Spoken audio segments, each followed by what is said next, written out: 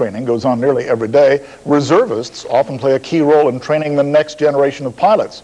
During some months, up to 20% of the training is done by reserve instructors from all over the country. But today, one well-known reservist from this area took to the skies for a flight that required special approval. Our Crystal Coates is here live to explain. Crystal? Well, come 2007, State Representative-elect Juan Garcia will be spending a lot more of his time in Austin. Before he takes off to represent District 32, the Navy reservist is making sure his kid brother gets one flight closer to getting his wings. It's a hard flight, you know. Everyone is probably thinking that, oh, he's got it easy, it's his brother, but ever since I was little, you know, everything I learned involved, you know, wedgies and noogies, and I expected the same thing today.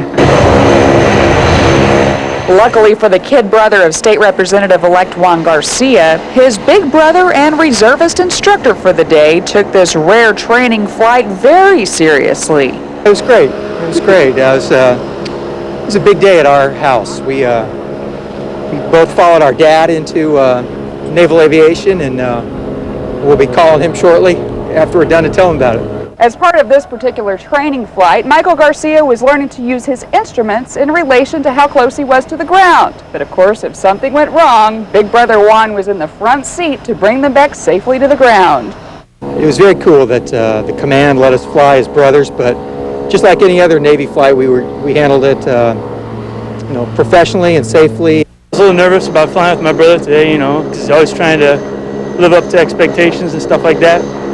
But I knew that, you know, one day I don't want to miss this chance to, you know, it's a pretty awesome experience. The flight of the brothers Garcia bringing this pilot in training one mission closer to earning his wings, and a family dedicated to the Navy for 2 generations. My fiance pinned on the same wings that my mother had pinned on my dad 25 years ago, and we'll pass those on to him as well. Crystal Coates, 3 News. Employees at the Corpus Christi Army Depot are helping to make sure some needy kids have a brighter Christmas this year. The crew of Hangar 45 at the depot issued a challenge to the other employees to help out the Toys for Tots driving today. The Marine Corps